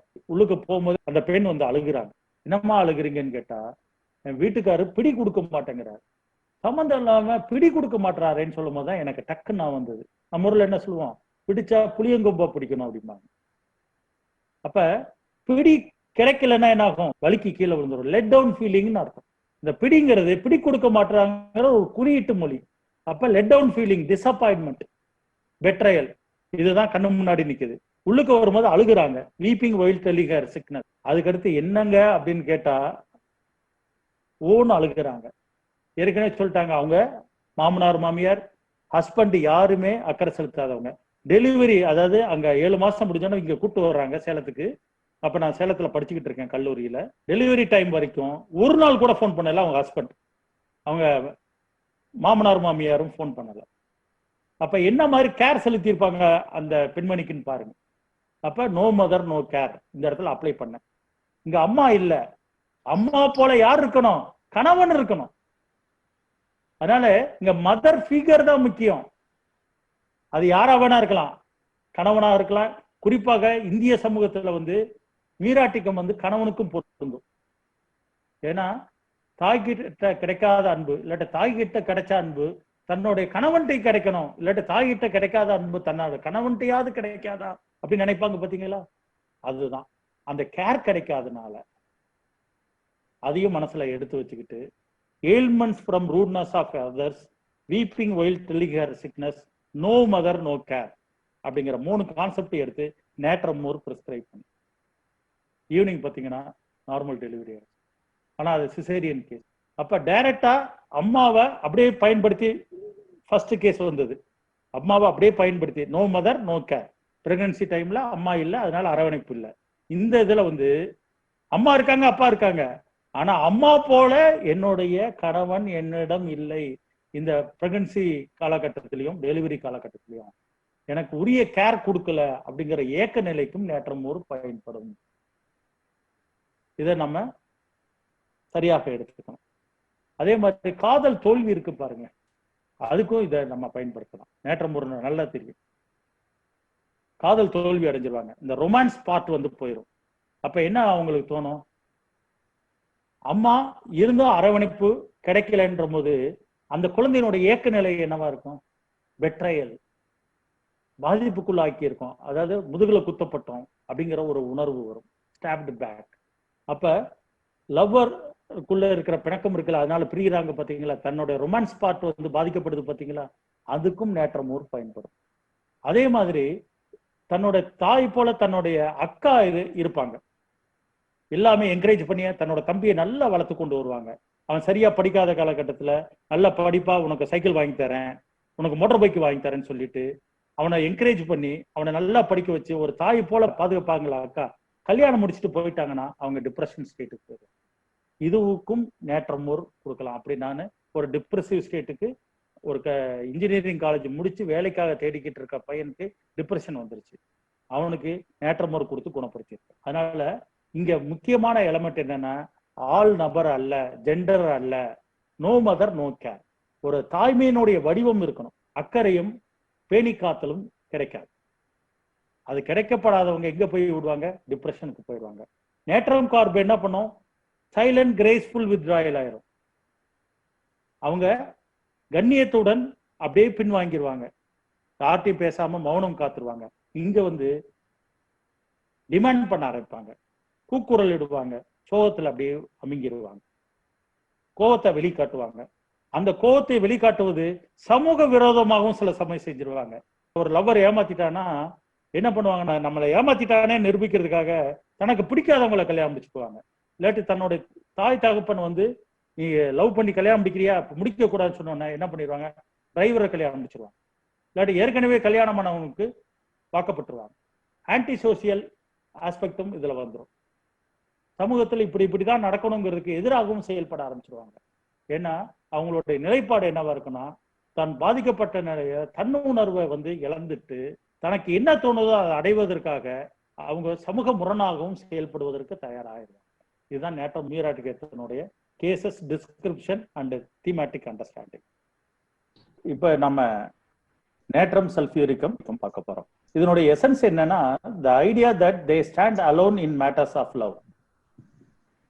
பாருங்க, ஒரு வித்தியாசமா இருக்கு பாருங்க. இதை எப்படி நீங்க புரிஞ்சுக்க முடியும், ரொம்ப கடினம் இல்லையா? அப்ப நேட்ரம் சல்ஃபியூரிக்கத்தை ஸ்கால்டன் இப்படி ஒரு அவதானிப்பு செய்திருக்கார். அன்பு, காதல் போன்ற விஷயத்தில் தான் தனிமையாக, அதாவது ஒற்றையாளாக இருப்பது போல் ஒரு நிலை. அப்படின்னா என்ன அர்த்தம், உறவாடுவதற்கோ அன்பு செலுத்துவதற்கோ அன்பை பெறுவதற்கோ உறவை நிலைநாட்டுவதற்கோ தனியாளாக நிற்பது போல் ஒரு உணர்வு. இதுதான் அதனுடைய சாரம். நேட்ரம் வந்து கேட்டையான், சல்ஃபியூரிக்கம் ஆனையான். எசன்ஸ் ஏற்கனவே நம்ம பார்த்ததுதான். இந்த நேட்ரம் நம்ம ஏற்கனவே நேட்ரம் கார்பானிக்கம் நேட்ரம் உள்ள நல்ல தெளிவாக பார்த்துட்டோம். Sulphuricum as usual clothing, beauty, grace, harmony, joy, love and relationship, jealousy. இதுதான் கான்செப்ட். இது ரெண்டும் கம்பைன் ஆகும்போது ஒரு எசன்ஸ் பிறகுது. இது என்னங்கிறத நம்ம இப்ப பார்க்க போறோம். இந்த நேட்ரம் சல்ஃபியூரிக்கத்துக்கு லவ் செய்வது எப்படின்னே தெரியாது, லவ்னாவே என்னன்னு தெரியாது, அன்பு செலுத்துவதுன்னா என்னன்னு தெரியாது. அன்பு ஒருத்தருக்கு இல்லைன்னு சொன்னா, அவங்க தன்னுடைய அன்பை உணர முடியலன்னு சொன்னா கட்டாயமாக அன்பை பரிமாற முடியாது. தான் அன்புமயமாக இருந்தால்தான் அடுத்தவங்களுடன் அன்புடன் பழக முடியும், அன்பாக இருக்க முடியும். அவங்களிடம் அன்பு என்பதே என்ன என்று தெரியாத ஒரு நிலைதான் ஒரு துர்பாக்கியமான நிலை இந்த நேட்ரம் சல்ஃபியூரிக்கத்தினுடைய நிலை. அவங்க ஒருபொழுதும் உறவாடுவதற்கு லாய்க்கு இல்லாதவர்கள், உறவாடுவதற்கு தகுதி பெற்றவர்கள் அல்ல. எப்படி உறவாடணும் கூட அந்த நெளிவு சுழிவு தெரியாது. எல்லா விஷயத்திலையும் தன்னிலையிலிருந்தே எல்லாத்தையும் பார்ப்பாங்க. உறவாடுவதற்கு விட்டு கொடுத்தல் வேணும், புரிந்து உணர்வு வேணும், முரண்பாடு தலை தூக்குவதை தவிர்க்கணும். இது எதுவுமே அவங்களுக்கு தெரியாது. ஏன்னா இங்க பிரச்சனை என்னன்னா, அவங்க அன்பை உணராதவர்களாகவே இருக்கிறாங்க. உறவாடுவதற்கு ஒரு தகுதி பெற்ற மனிதராகவே அவர்கள் இல்லை. அதனாலதான் estranged from her family, estranged from her wife அப்படின்னு ரூப்ரிக் இருக்கு. அப்படின்னா என்னன்னா, நட்பு முறித்து கொள்ளுதல், தன்னுடைய குடும்பத்தாருடனும் தன்னுடைய மனைவியிடமும் அந்த உறவை முறித்து கொள்ளுதல் தான் இதனுடைய சாரம். இப்படிதான் 2 ரூப்ரிக் வருது. இந்த ரூப்ரிக் எதை காட்டுதுன்னு சொன்னா, இவங்க அந்த உறவு தளத்துல ஒரு நல்ல மனிதராக உறவாடுபவராக இல்லாததுனால அவங்க அதுல இருந்து முறித்துக் கொள்பவர்களாக இருக்கிறார்கள். வெறும் மனைவி கிட்ட மட்டும் இருந்தில்ல, தன்னோட குடும்பத்தார்கிட்ட இருந்தும் பிரித்துக் கொள்கிறார்கள். இதுதான் நேட்ரம் சல்ஃபியூரிக்கத்தினுடைய ஒரு முக்கியமான பகுதி. அடுத்த பகுதி என்னன்னா, நேட்ரம் சல்ஃபியூரிக்கம் வந்து ஆசிரமம், திருச்சபைகள், இதுல துறவிகள் இருக்காங்க பாருங்க, அவங்களுக்கு வந்து ஒரு கட்டளையும் உண்டு. நீங்க உங்க உறவுகளுடன் அதிகமாக நெருக்கமாக இருக்க வேண்டாம். அப்படி இருந்தா திருச்சபையினுடைய இறைப்பணியை செய்ய முடியாது. உறவுகளுடன் அதிகமாக நீங்கள் பழக்கத்தை உண்டாக்கி கொண்டால் மக்கள் பணியும் இறைப்பணியும் நீ செய்ய முடியாது என்பதுதான் இதனுடைய சாரம்.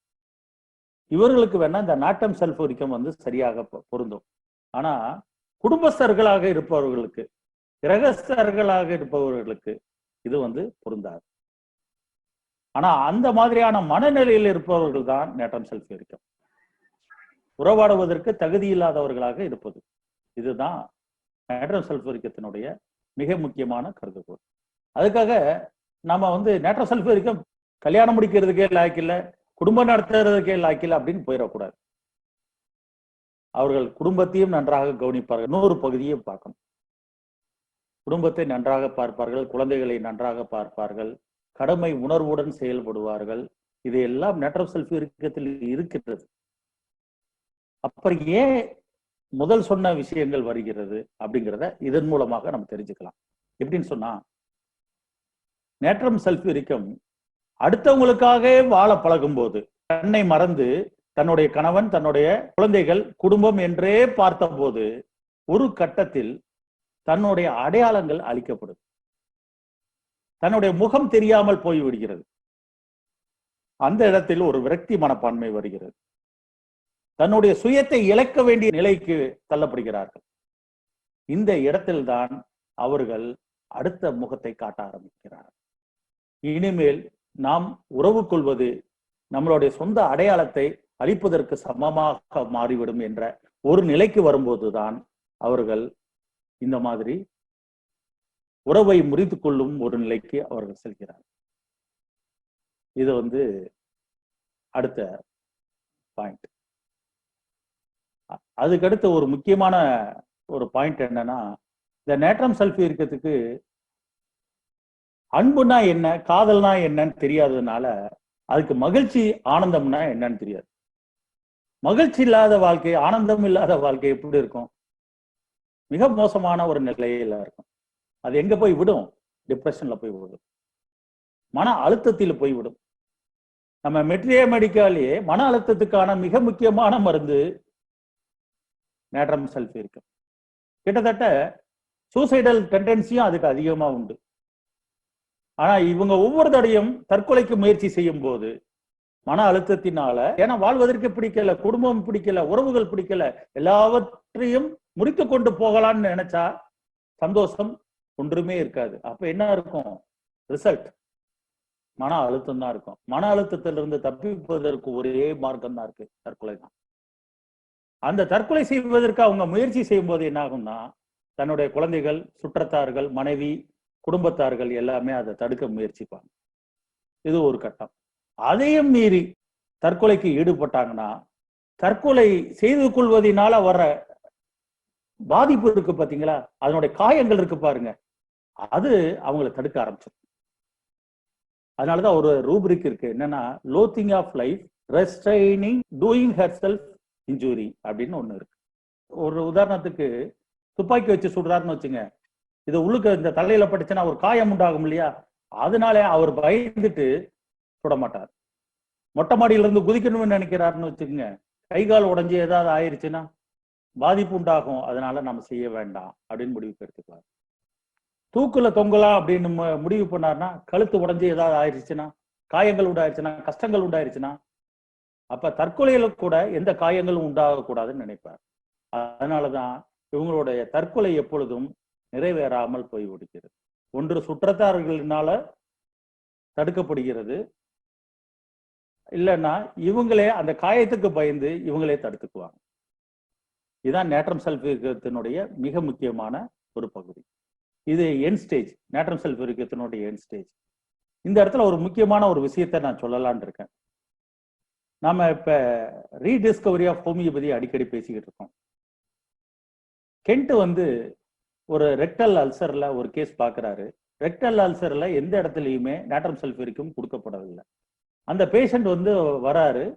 அவர் சொல்ற ஒரே இது என்னன்னா, எப்படியாவது இந்த சர்ஜரியை நிப்பாட்டிடணும், அவங்க சர்ஜரி பண்ணணும்னு சொல்றாங்க, இந்த ரெக்டல் அல்சர் சர்ஜரி இம்பார்ட்டன்ட். ஏன்னா சர்ஜரி அப்ப காயப்பட்டு விடுவேன், கஷ்டத்தை உண்டாக்கிறோம். அப்புறம் சர்ஜரிக்கு அப்புறம் போஸ்ட் ஆபரேஷன் மேனேஜ்மெண்ட் ரொம்ப சிரமமா இருக்கும்.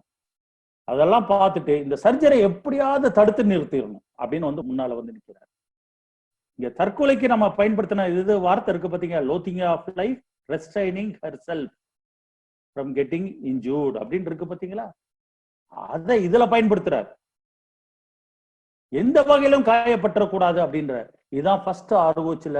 ஆர்ஓஹெச் வந்து எம்எல் சேகல் தான் இமேஜினரி யூஸ் ஆஃப் ரூப்ரிக்க அறிமுகப்படுத்தினார்னு சொல்வது கிட்டத்தட்ட அவர் ஒரு முக்கிய காரணமாக இருக்கலாம். ஆனா அதுக்கு முன்னாடியே கென்ட் இதை அழகாக பயன்படுத்தி இருக்காரு, இந்த இமேஜினரி யூஸ் ஆஃப் ரூப்ரிக்க. இந்த தருணத்தில் இதை சொல்ல வேண்டிய கடமை எனக்கு இருக்கிறதுனால இதை நான் சொல்றேன். அடுத்து ஃபைனல் இது என்னன்னா ஒரு வித்தியாசமான இருக்கு. டெலூஷன் நேக்கட் அப்படின்ற ஒரு ரூபிரிக் இருக்கு பாத்தீங்களா. அது இந்த நேட்ரம் சல்ஃபியூரிக்கத்துல கொடுக்கப்படலை. அதாவது நேட்ரம் சல்ஃபியூரிக்கம் இந்த டெலூஷன் நேக்கட் அப்படிங்கிற ரூபிரிக்கில் இல்லை. ஆனா ஜார்ஜ் வித்தல்கஸ் ஒரு 2-3 கேஸ்ல வந்து இதை அனுபவ ரீதியாக பார்த்திருக்காரு. எப்படின்னு சொன்னா, இவங்க தன்னுடைய அன்பை எங்கேயுமே வெளிப்படுத்தல பாத்தீங்களா, எங்கேயுமே சொல்லல. தன்னோட எமோஷனல் அட்டாச்மெண்ட்டை யார்கிட்ட பகிர்ந்துக்க முடியாத ஒரு சூழல்ல இருக்காங்க. அப்படி இருக்கும்போது ஒரு மருத்துவர் இவருக்கு அந்யூன்யமாக இருக்கிறாருன்னு வச்சுக்கோங்க, அவர் மேல நம்பிக்கை வந்துருச்சு, நல்ல உறவாடுவதற்கு தகுதியான ஆள் அப்படின்ற நிலைமை வந்த போது இவர் என்ன பண்ணுவார்னா, தனக்கு தெரிந்ததை எல்லாத்தையும், தன்னோட எமோஷனல் இது வரைக்கும் மறைச்சு வச்சிருக்க எல்லாத்தையும் வெளியே அப்படியே சொல்லுவார். சொல்லிட்டு அவர் என்ன சொல்வார்னா, டாக்டரை பார்த்து, யூ ஜஸ்ட் அன்ட்ரஸ்ட் மீ, என்னை நிர்வாணமாக்கி விட்டீர்கள் அப்படின்னு சொல்லுவார். எப்படி பாருங்க, யூ ஜஸ்ட் அன்ட்ரஸ்ட் மீ அப்படின்னா என்ன அர்த்தம்? தன்னோட எமோஷன், தன்னோட ஃபீலிங் எல்லாத்தையும் துணிக்குள்ள பொதித்து வைத்திருந்ததை நீங்கள் அவிப்பரல. அதை எப்படி இங்க பயன்படுத்தியிருக்காரு பாருங்க ஸ்கால்டன். இது எங்க இருந்து எடுத்திருக்காரு? ஜார்ஜ் வித்தல்கஸ்ட் வந்து எடுத்திருக்காரு. ஆனா ரூபிரிக்ல இல்ல, நேட்ரம் சல்ஃபியூரிக்கம் இந்த நேக்கட் அப்படிங்கிறதுல இல்ல. ஆனா கிளினிக்கல் எக்ஸ்பீரியன்ஸ்ல இந்த மாதிரி கேஸ் வந்ததை ஜார்ஜ் வித்தல்கஸ்ட் சொல்லி இருக்காரு. அதை இவர் லாபகரமாக பயன்படுத்தி தன்னுடைய புஸ்தகத்தில் நேட்ரம் சல்ஃபியூரிக்கத்துல சொல்லியிருக்காரு. இதுல கம்ப்ளைண்ட்ஸோ பிசிக்கல் ஜெனராலிட்டியோ கொடுக்கப்படவில்லை. இது ஹார்ட் பேஷண்ட். அப்புறம் டேம் வெதர் வந்து ஒத்துக்காது. குளிர்ச்சியான ட்ரிங்க்ஸ் வந்து ரொம்ப பிடிக்கும். கம்ப்ளைண்ட்ஸ்னு எடுத்துக்கிட்டீங்கன்னா உங்களுக்கே தெரியும், சளி தொல்லைகள் இருக்கு பாருங்க, அதுக்கு ரொம்ப முக்கியமானதா இருக்கும். அப்புறம் டயபெட்டிஸ்க்கு ரொம்ப முக்கியமான மருந்து. இதுல வந்து ஒரு வீசிங் கேஸ், கிட்டத்தட்ட அவருக்கு மூச்சு விட்ட முடியல, ரொம்ப கஷ்டப்படுறாரு. கிரீன் கலர்ல சளி வருது. நான் கேட்டதுனால அவர் சொல்றாரு, இல்லாட்டி சொல்ல மாட்டாரு. என்ன பிரச்சனை அப்படின்னு கேட்டபோது, முதல் மனைவி டிவோர்ஸ் ஆயிடுச்சுங்க, 2வது மனைவி வந்து கூட வேலை பார்த்துட்டு இருந்த பெண்ணை கல்யாணம் முடிச்சிட்டேன். வீட்டிலேயே சொன்னாங்க, டே நீ ரொம்ப அழகா இருக்கடா, அந்த பொண்ணு வந்து அழகு இல்லடா, வேண்டாம்டா கல்யாணம் முடிக்காதுலாம் சொன்னாங்க. நான் கேட்கல, அவங்களோட விருப்பத்துக்கு எதிராக தான் நான் கல்யாணம் முடிச்சேன். இப்ப நான் அனுபவிக்கிறேன், ஏண்டா கல்யாணம் முடிச்சேன்ட்டு. எங்கேயாவது ஓடிடலாமான்னு. வேற கல்யாணம்னா நான் நினைச்சு கூட பார்க்க முடியாது சார், போதும் சார் நான் பட்டது. ஆனா இது ரொம்ப கொடூரம் சார், எங்கேயாவது ஓடிடலாமான்னு தோணுது எனக்கு, முடியல சார் என்னால. வீட்டுல வந்து அது விரட்டி விடுறா அப்படின்றாங்க. நான் வந்து அது செய்ய முடியாது, என்ன கல்யாணம் எல்லாம் முடிக்க முடியாதுங்கிற ஒரு நிலையில நான் இருக்கிறேன். இப்ப 3வது கல்யாணத்துக்கெல்லாம் நான் நினைச்சு கூட பார்க்க முடியாது சார், ஏன்னா பெண்ணுனாவே பயமாயி போச்சு சார் அப்படின்னு சொன்னாரு.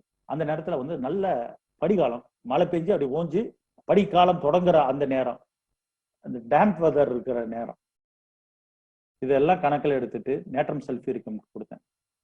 தீமேட்டிக்காவும் இருக்கு, அதே மாதிரி அந்த டேம்ப் வெதர் வந்து அக்ரவேஷன் இருக்கு, சளி பச்சை கலர், இதெல்லாம் வச்சுட்டு நேட்ரம் சல்ஃபியூரிக்கம் கொடுத்து அவர் முழுமையா சரியானார். நான் ரொம்ப சிரமப்பட்டார், வீசிங்லாம் வந்து ரொம்ப சிரமப்பட்டார். அவர் கேட்டார், ஹோமியோபதி இவ்வளவு அழகா வேலை செய்யுமா சார் அப்படின்னு கேட்டார். ஏன்னா நம்ம வந்து ஸ்கால்டனை நல்லா படிச்சதுனால, கிளாசிக்கல் ஹோமியோபதியும் சரியாக புரிந்து கொண்டதுனால நம்மளால ஈஸியா மருந்து எடுக்க முடிச்சு. 2வது கேஸ் என்னன்னா, ஒரு டயபெட்டிக் 320 இருக்கு பிபி, என்ன மருந்து போட்டாலும் குறைய மாட்டேங்குது. லேடி அவங்க, என்ன இப்ப உங்களுக்கு ப்ராப்ளம்னா, சார் எந்த ப்ராப்ளமும் இல்லை சார், வீட்டுக்காரு முகத்தை கண்டாவே எனக்கு ஒரு மாதிரி இருக்கு சார், அவர் என்ன சார் அன்புங்கிறதே என்னன்னு தெரியாம இருக்காரு சார், அவர் ஒருத்தர் தான் எனக்கு பிரச்சனை சார், வேற வாழ்க்கையில எந்த பிரச்சனையும் இல்லை சார், குழந்தைகள்லாம் நல்லவங்க, எல்லாமே நல்லவங்க, ஆனா என்னோட வீட்டுக்காரோட நான் எனக்கு வாழவே பிடிக்கல சார், ஒரு கேர் இல்லை, அன்பு இல்லை, எதுவுமே இல்லை சார், அவருக்காவே என்னோட வாழ்க்கையை வேஸ்ட் பண்ண மாதிரி இருக்கு சார். அவருக்காகவே வாழ்ந்த மாதிரி இருக்கு சார். எனக்காக ஒரு நாள் கூட வாழ்ந்த மாதிரி இல்லை சார். எப்படி பாருங்க, அப்படியே இந்த தீம் அப்படியே சொல்றாரு. ஏற்கனவே டயபெட்டிக்ல என்ன இருக்கும், அது இல்லாம சில் வாட்டர் ரொம்ப விரும்பி குடிக்கிறார். இதெல்லாம் பார்த்தபோது டயபெட்டிக்ல வருது, சில் வாட்டர் விரும்புது. என்னுடைய கணவர் தான் பிரச்சனை, மேன் டு மேன் ரிலேஷன்ஷிப் பிரச்சனை. அதே போல இவர்கிட்ட இருந்து பிரிஞ்சு போனா நல்லா இருக்கும். இவர்கிட்ட அன்பே இல்ல, நான் அன்பையே எப்படி இருக்குன்னு கூட தெரியாது சார். அவர் உறவாடுவதற்கே லாய்க்கு இல்லாதவர் சார். ஒரு வரைபடம் வந்துருச்சு பாருங்க, போர்ட்ரேட் ஆஃப் டிசீஸ். இதுதான் டயபெட்டிக்கு ஏற்கனவே நல்ல மருந்து கூட நேட்ரம் சல்ஃபேட். இனிஷியல் ஸ்டேஜ்ல, அதாவது 2 மாசத்துல வந்தாங்க. உணவு கட்டுப்பாடுலாம் இருந்து பார்த்துருக்காங்க, இருந்து பார்த்தோம் ஒன்றும் கேட்கல. அதனாலதான் கடைசியில இந்த நேட்ரம் சல்ஃபேரிக்கம் தான் கொடுத்தேன். 0/1 கொடுத்தேன். கிட்டத்தட்ட 0/1 முடிச்சுட்டு 2வது தொடங்குறதுக்கும் போதே அவங்களுக்கு கிட்டத்தட்ட நல்லா ஆயிடுச்சு. அப்படியே ஸ்டாப் பண்ணிட்டேன். ஒரு 5 வருஷம் கழிச்சு வேற ஒரு பேஷண்டோட வராங்க, இடையில கூட வந்தாங்க. அப்ப எல்லாம் கேட்கும் போது, நான் இப்ப இனிப்பெல்லாம் சாப்பிட்றேன் சார், நல்லா இருக்கு, ஒன்றும் பிரச்சனை இல்லை. இனிஷியல் ஸ்டேஜ்ல வந்ததுனால டயபெட்டிக் ரொம்ப அற்புதமா வேலை செஞ்சு அவங்க நல்லா ஆயிட்டாங்க. நேட்ரம் பாஸ்போரிக்கம் பார்க்க போறோம். நேட்ரம் பாஸ்போரிக்கம் இதனுடைய எசன்ஸ் பாருங்க. they have the delusion that there is something that they cannot talk about. ஏதோ ஒன்று சொல்ல முடியாத ஒரு விஷயம் இருக்கு அப்படிங்கிற ஒரு பிரமை தான் அவங்களுடைய சாரமாக நேட்ரம் பாஸ்போரிக்கத்துல இருக்கு. சொல்ல முடியாத ஒரு விஷயம் அவங்களை அழுத்திக்கிட்டு இருக்கு, அது சொல்ல முடியாது வெளியே. நேட்ரம் பாஸ்போரிக்கத்தினான எசன்ஸ் சாரம். இந்த நேட்ரம் பாஸ்போரிக்கம் நேட்ரம் கேட்டையானாகவும் பாஸ்போரிக்கம் அணையானாகவும் இருக்கு. நேட்ரம் ஏற்கனவே நம்ம பார்த்ததுதான். Phosphoricum communication, sympathetic, friends, brothers, homesickness, curiosity and restlessness and fear. இது ஏற்கனவே நம்ம பாஸ்போரிக்கத்தை டீட்டெயிலாக பார்த்துருக்கோம். இந்த 2 காம்பினேஷன்ல எப்படி நேட்ரம் பாஸ்போரிக்கம் குரூப் அனாலிசிஸ் மூலமாக தன்னுடைய தீமை சொல்லுதுங்கிறதா இப்ப நம்ம பார்க்கணும். அவங்களுக்கு ஏதோ ஒண்ணு சொல்ல முடியாத ஒரு விஷயம் அப்படின்னா என்னவாக இருக்க முடியும்? சமூகத்தால் புறந்தள்ளப்பட்ட விஷயங்கள், சமூகத்தால் அங்கீகரிக்கப்படாத விஷயங்கள் தான் அவங்க பேச முடியாத விஷயமாக இருக்கும். சமூகத்தால் அங்கீகரிக்கப்படாத விஷயம் அப்படின்னா என்னவாக இருக்கான்? குறிப்பாக பாலியல் விஷயங்கள். அவங்க ஒன்று ஹோமோசெக்சுவலா இருப்பாங்க, அதை வெளியே சொல்ல முடியாது. ஒரு சின்ன வயசுல செக்ஸுவல் அபியூஸ் நடந்திருக்கும், அது வெளியே சொல்ல முடியாது. இல்ல அடுத்தவங்க வீட்டுல இல்லாட்டி சொந்தக்காரங்கள் யாரையாவது பார்த்துருப்பாங்க, ஹோமோசெக்சுவல் கேள்விப்பட்டிருப்பாங்க, அது வெளியே சொல்ல முடியாது. ஒரு ஆக்சிடென்ட், சூசைடு இருக்கும், அது ஆக்சிடென்ட்னு சொல்லப்பட்டது இருக்கும், அது அவங்களுக்கு தெரியும், இது வெளியே சொல்ல முடியாத ஒரு விஷயமே அப்படின்ட்டு அவங்க அமைதி காத்துருவாங்க. அதே போல ஒரு மர்டர் இருக்கும், அதை சூசைடுன்னு சொல்லிடுவாங்க, அது அவங்களுக்கு தெரியும், இது வெளியே சொல்ல முடியாது. இது போல சமூகத்தால் சொல்ல முடியாத பல்வேறு விஷயங்கள் இருக்கு பாருங்க. அதுல குறிப்பாக வந்துட்டு இயற்கைக்கு மாறான உறவு முறைகள் வைத்திருக்கிறத, பாலியல் உறவுகள் வைத்திருக்கிறத வெளியே சொல்ல முடியாது, அதை அவங்களால பேச முடியாது. இந்த மாதிரியான சொல்ல முடியாத விஷயங்களை இவங்களால பேச முடியாது. இந்த இடத்துல தான் நேட்ரம் பாஸ்போரிக்கம் முக்கியமான பங்கு வகிக்குது. பாஸ்போரிக்கம் எப்பொழுதுமே ஓப்பனானது, மிகவும் ஓப்பன். ஆனா இந்த நேட்ரமோட சேரும்போது அதனோட காம்பினேஷன் வேறையாக மாறிடுது. பாஸ்போரிக்கம் அடுத்தவங்களோட ஃபீலை புரிஞ்சுக்கும், தன்னோட ஃபீலும் தெரியும். தான் பேசுவதனால அடுத்தவங்களுக்கு எப்படி பாதிப்பு உண்டாயிருங்கிறது அதுக்கு தெரியறதுனால எது சொல்லணுமோ அதை மட்டும் தான் சொல்லுவாங்க. இந்த நேட்ரம் பாஸ் சேருவதனால என்ன ஆகும்னா, எது பேசுனா அடுத்தவங்களை பாதிப்பு உள்ளாக்காது அதை மட்டும் பேசுவோம், பாதிப்புக்கு உள்ளாக்கக்கூடிய விஷயத்த பேசாம இருப்பது நல்லதுன்னு நினைப்பாங்க. First point. அதே மாதிரி அடுத்தவங்களை பத்தி நம்ம ஏதாவது பேசினா அது அவங்களுக்கு பாதிப்புக்குள்ளாகும்ல, அதனால அதை நம்ம பேசக்கூடாதுன்னு முடிவெடுத்துப்பாங்க. அதனால சமூகம் அங்கீகரிக்கப்பட்ட விஷயத்தை மட்டும் பேசுவார்கள், சமூகம் அங்கீகரிக்கப்படாத எந்த விஷயத்தையும் அவர்கள் பேசுவதற்கு தயங்குவாங்க. சுருக்கமாக சொல்லணும், இதுதான் நேட்ரம் பாஸ்போரிக்கனோட மிக முக்கியமான தீம். அதனாலதான் ஃபியர் ஆஃப் டெலிஃபோன் ரிங் அப்படிங்கிறது இருக்கு. டெலிஃபோனுங்கிறதே ஒரு குறியீடு. அதை நவீன காலத்துல சைபர் கிரைம் அதிகமாக இருக்கிற இந்த காலகட்டத்துல நம்ம இதை பார்க்கலாம். டெலிஃபோனாலதான் பிரச்சனையே வருது. ஆண்ட்ராய்டு போன்னால எவ்வளவு பிரச்சனை வருதுன்னு உங்களுக்கே தெரியும். இதை எல்லாமே ஒரு குறியீடு. மணி ஓசை கேட்டாவே போதும் அவங்களுக்கு ஏதாவது பிரச்சனை வருதுடா, நம்ம ஏதாவது பேசி மாட்டிக்குவோமா, இல்ல ஏதாவது அடுத்தவங்க பேசுவதனால நாம சிக்கிக்குவோமா அப்படிங்கிற பயம் இருக்கும். கிட்டத்தட்ட அங்கீகரிக்கப்படாத பல்வேறு விஷயங்கள், சமூகத்தால ஒதுக்கப்பட்ட ஒரு கிரைமாக கருதப்பட்ட விஷயங்களை எல்லாம் பேச முடியாம தவிக்கிற ஒரு நிலை இருக்கு பாருங்க. அதை வெளிப்படுத்துற விதமாக, அதை சுட்டி காட்டும் விதமாக இந்த ஃபியர் ஆஃப் டெலிபோன் ரிங் இருக்கு. அதனாலதான் அதை கண்டு பயப்படுவாங்கன்னு சொல்லி ஜார்ஜ் வித்தல்கர் சொல்றாரு. இந்த நபர்கள் எப்படி மற்றவங்ககிட்ட உறவாடுவாங்கன்னா, வெல் கல்ச்சர்டா இருப்பாங்க, டிக்னிஃபைடா இருப்பாங்க. இந்த நேற்றத்தோட ரிசர்வும் பாஸ்பரஸனோட கம்யூனிகேஷன் இருக்கு பாருங்க, அது கொஞ்சம் க்ளோஸ்டா இருக்கும் நேற்றம் சேருவதனால. அப்புறம் ரிசர்வ்டு க்ளோஸ்டு கம்யூனிகேஷன் தான் அதோட சாரம். இதுதான் நேற்றம் பாசனுடைய முக்கியமான 2வது பகுதி. 3வது பகுதி என்னன்னா, இவங்களுடைய படிப்பு விஷயமான ஸ்டடிஸ் ரிலேட்டட் தீம். இவங்க ஸ்லோ இன் லேர்னிங். பாஸ்போரிக்கம்னா கொஞ்சம் ஃபாஸ்டா இருப்பாங்க, ஈஸியா புரிஞ்சு கொள்வாங்க. இந்த நேற்றம் சேருவதனால ஸ்லோ லேர்னர்ஸா இருப்பாங்க. இவங்க ஸ்லோ லேர்னர்ஸா இருக்கிறதுனால அடுத்தவங்ககிட்ட கேட்கறதுக்கு சங்கடப்படுவாங்க. இதே பாஸ்பரஸ்னா எனக்கு தெரியல சொல்லுங்க அப்படின்னு கேட்டுருவாங்க. இந்த நேற்றம் கூட இருக்கிறதுனால அடுத்தவங்களுக்கு தொந்தரவே வேண்டாம் அப்படின்னு நினைப்பாங்க.